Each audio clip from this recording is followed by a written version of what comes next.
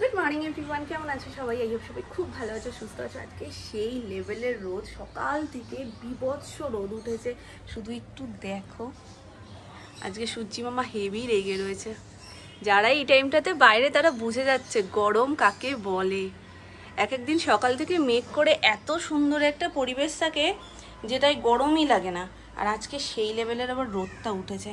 আজকে first time Sonai এইটা দিয়ে সাবান দিয়েছে গায়ে। এতদিন আসলে ওকে হাত দিয়েই দিতাম, কোনোদিন লুপা দিয়ে দিইনি। আজকে ফার্স্ট ওকে ট্রাই করেছি এটা দিয়ে, কারণ একটু একটু বড় হচ্ছে। আর এটা এত বেবি সফট না, এটাতে কোনো রকমের কোনো প্রবলেম হবে না গায়ে, এতটাই এটা সফট। তো ভাবলাম যে দিয়ে দেখি যে ও কীরকম রিয়াকশান দেয়। অ্যানি ব্রাইট কালার হেভি পছন্দ করে, তো এটা নিয়ে যাওয়ায় এত খুশি হয়ে গেছে। আজকে সাবান দেওয়ার মধ্যে অন্য একটাই আনন্দ ছিল, মানে আনন্দ করে করে দিয়েছে। অন্যদিন ও স্নান করতেও এমনিতেই ভালোবাসে, এটা নিয়ে যাওয়া একটু বেশি খুশি হয়ে গেছে।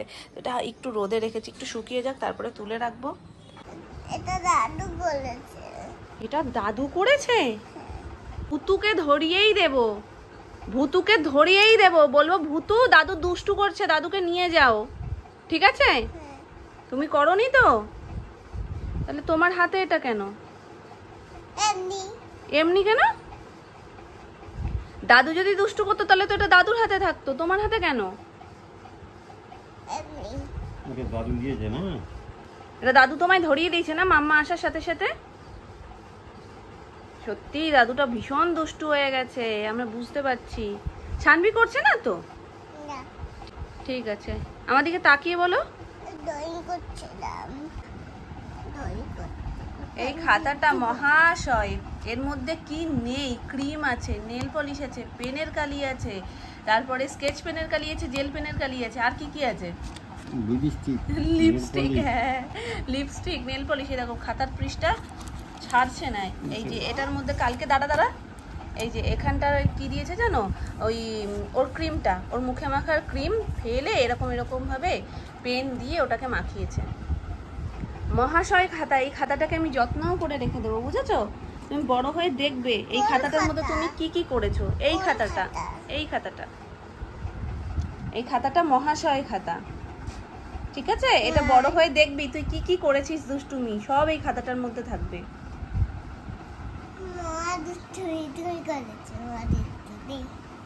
শানভি তো কিচ্ছু করে না, মহাদুষ্টুমি শুধু দাদুই করে। শানভি শুধু বসে বসে দেখে, তাই না? শানভি শুধু বসে বসে দেখে। লাল দুধটা কলো না, ডাল ফুটু নিয়ে যাবে কিন্তু। হ্যাঁ, শানভি তো করবেই না, শানভিকে তো ভুতু নিয়ে যাবে, সেই জন্য শানভি করবে না। মুখ তো ওলম নিচু করে নিয়েছো কেন? দুধ তো করেছে বলে মুখটা নিচু হয়ে গেছে। হ্যাঁ মুখে নীল পালিশ ফুটছে না।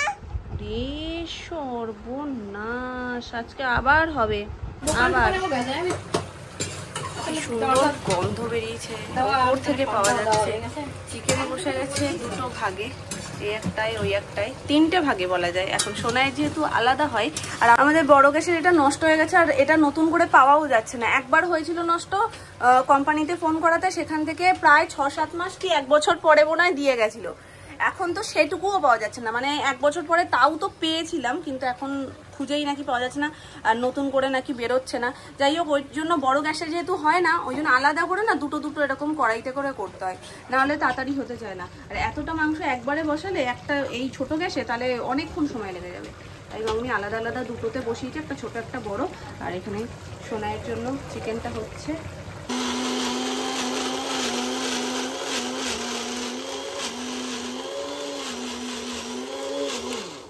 অনেকেই জিজ্ঞেস করো যে এই ছোট মিক্সিটা কিসের? এটা প্রেস্টিজের, আর এটা অনলাইন থেকে নেওয়া না অফলাইন থেকেই নেওয়া। তোমরা দোকানে গিয়ে খুঁজলে আশা করি পেয়ে যাবে। এগুলো না ভীষণ কাজের হয়, ছোট্টখাট্ট জিনিসপত্র টুকটাক দিয়ে চট করে একটু পেস্ট করে নাও, নাহলে সবসময় বড় মশলা মুশকিল, মানে বেশি করা বাটা খুব সুবিধা। হ্যাঁ রোজের মশলা। আগে কি হতো জানো, এই যতদিন এই ছোটটা ছিল না, ছোটটা নেওয়া হয়েছে অনেক বছর হয়ে গেছে, ছোটটা থাক মানে কেনার আগে যখনই কিছু একটুখানি জিনিস হতো, মিক্সি থাকা সত্ত্বেও ওটা আলসেমি করে আর বের করা হতো না, আবার শিলে বাটতে হতো। কি হলো তোমার হাতে, কি হয়েছে? হ্যাঁ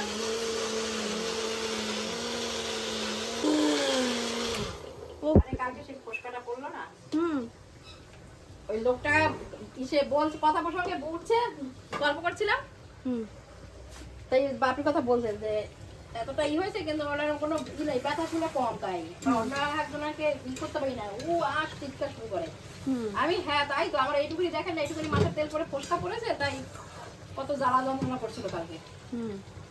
তাই বল, তাই তারপর উনি বলে তাই আমি তাহলে ওটা পলার মধ্যে জল রয়েছে তো ওটা গেলে বাপির ওইটাকে ড্রেসিং করে দিতে। আমি ভয় পেয়ে গেছি, আমি যে কি না না ভয় পড়ে আমি কি আমাদের মালুম হবে না কতক্ষণ বার থাকবে। তাও ভালো করেছে, ড্রেসিংটা করে দিয়েছে তো, ওটা তোমার আগুন তাদের সামনে আর মানে ওই যে জ্বালা জ্বালা করবে না। ঠিক আছে, ওই কালকের ছোট্ট ফোসকাটা ওটা ফেটে গেলে জ্বালাটা বেশি করতো। যাই হোক, এই আগুন তাতে যে লাগছে তোমার গরম হিটটা লাগছে না, ব্যথার জ্বালাটা করবে না। যাই হোক চলো মুখে দিয়ে। আর এখানে হবে এটা কি মা? চাল কুমড়োর তরকারি হবে বলতে যাচ্ছিলাম, কিন্তু আমি চাল কুমড়ো আর লাউ হেভি গুলাই, ওই জন্য আর বলিনি। আর এখানে হয়েছে চাল কুমড়ো দিয়ে ডাল। আজকে তো চাল কুমড়ো দিবস হয়ে গেছে। নিবুড়ির খাবার সময় হয়ে গেছে, ওর খাবারটাও বেড়ে নি।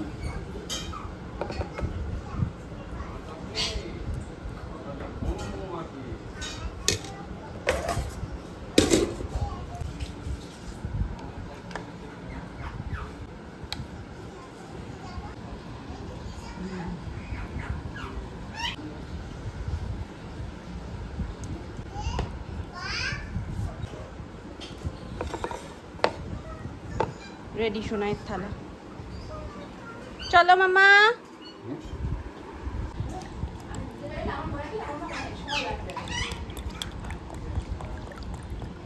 শোনো, আমাদের ওই বাড়ির নতুন গ্যাস, একটা গ্যাস থাকতে আবার আর একটা নিতে হয়েছে, কারণ যখনই গ্যাসের লাইন করা হয় না, তখন কোম্পানি থেকে মানে ধরো এইচপি গ্যাস বা যেটাই হলো, তো সেখান থেকে গ্যাস সিলিন্ডারের সাথে একটা ওভেনও নিতে হয়।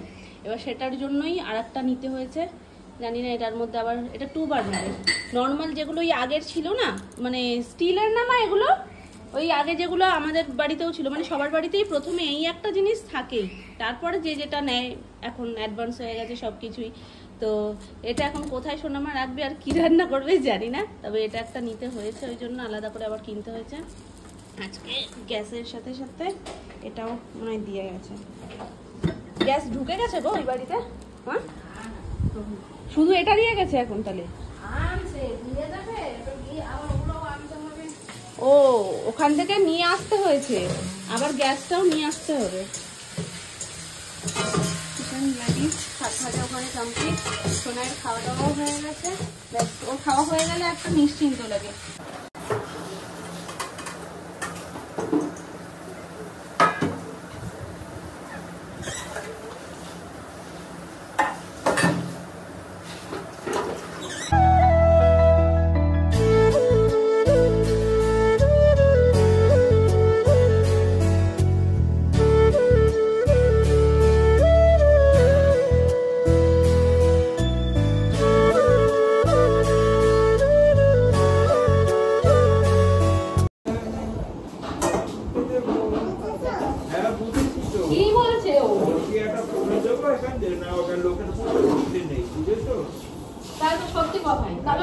লোকের গাছের ফুল তুমি কেন তুলবে? সত্যি তো এটা অন্যায়। বলো না, জিজ্ঞাসা করে কারোর কাছে হাত দিতে নেই, কারোর কোনো জিনিসেই হাত দিতে নেই। অনেকটা তো বুঝেছে তাহলে। তুমি দাদানের সাথে খেতে বসবে? এটাও খেতে হয়, সবজি ভালো বলো না তুমি? শাক খাবে? শাক খেতে হয়। শাক পচা না মা, শাক খেলে চোখের দৃষ্টি ভালো হয়, চুল ভালো হয়।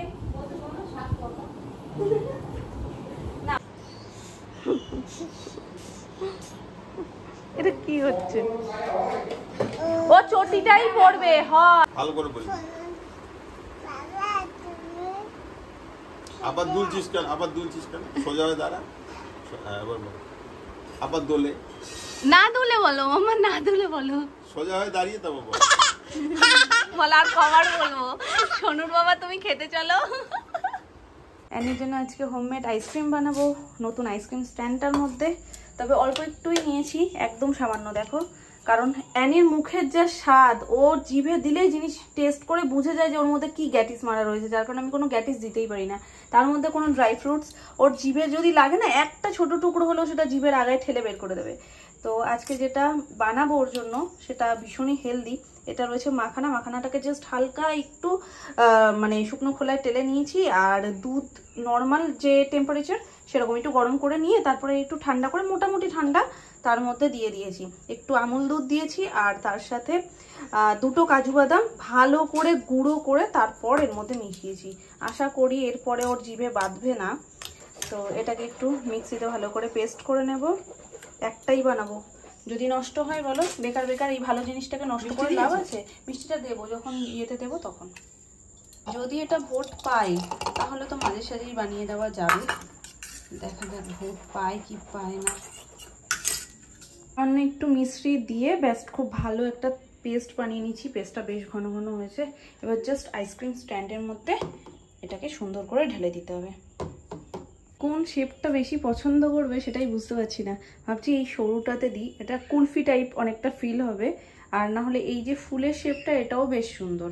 কিন্তু আমি যেহেতু আজকে একদম পরিমাণে অল্প করেছি, তো এটা যদি এবার হাফ হয়ে থাকে মুশকিল হয়ে যাবে, তার থেকে আমি কুলফিটাতেই দিয়ে দিই।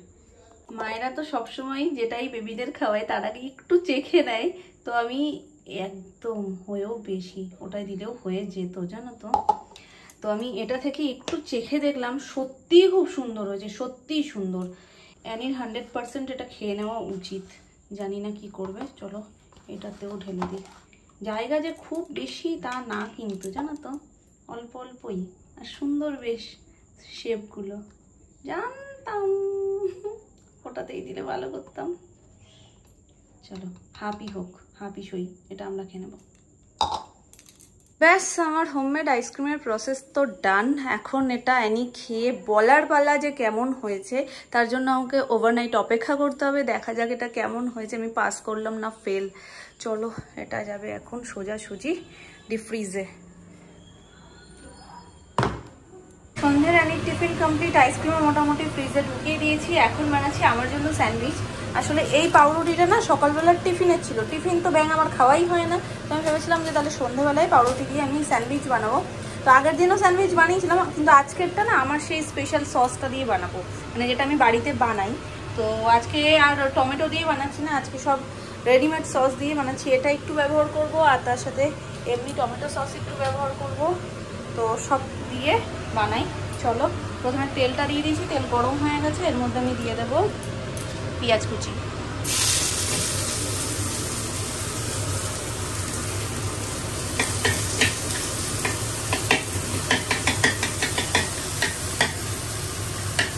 দেখলাম আগের সসটা রয়েছে, সেটা দিয়ে আমার বাঁচিয়ে কুচিয়ে কাজ হয়ে যাবে, কারণ আমার একটুকুনি লাগবে, তো ওটা নেই, ওটা পুড়িয়ে গেছে।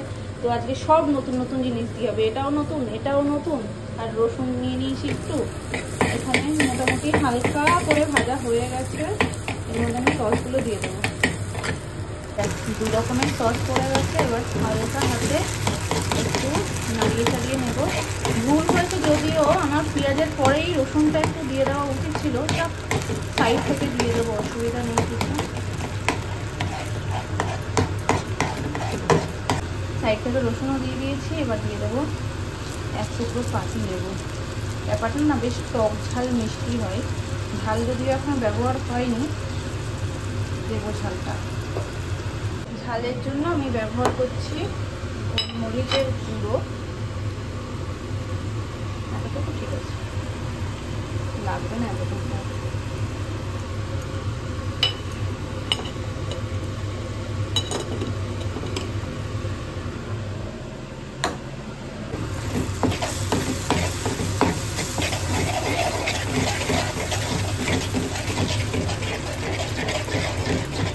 নুন, মিষ্টি। সসটা যখন ক্রমশ এরকম জেলি জেলি টাইপের হয়ে আসবে না, দেখো কিরকম একসাথে দলা মতন হয়ে যাচ্ছে, আর কালারও অটোমেটিক চেঞ্জ হয়ে যাবে, লালচে কালারটা অনেকটা কালচে হয়ে যাবে, তখনই বুঝবে যে এটা একদম রেডি। একটু হালকা চেখে দেখে নেবে যে নুন মিষ্টি ঝাল সমস্ত কিছু ঠিকঠাক আছে কিনা, আর টক টক ফ্লেভারটাও আসছে কিনা। ব্যাস তারপরে গ্যাসটা অফ করে দেবে। কালারটা অনেকটা কালচে হয়ে গেছে, আর সসটা কিন্তু কমে জেলির মতন হয়ে এসছে। এই অবস্থাতেই আমি এটাকে নামিয়ে নেব। এটাকে জাস্ট একটু টাইম দিতে হবে, 2 মিনিট মতন ঠান্ডা হওয়ার জন্য। না ঠান্ডা হলে এটাকে আমি পাউরুটিতে লাগাতেই পারবো না। তো চলো এটা একটু ঠান্ডা হয়ে যাক, ছড়িয়ে দিই।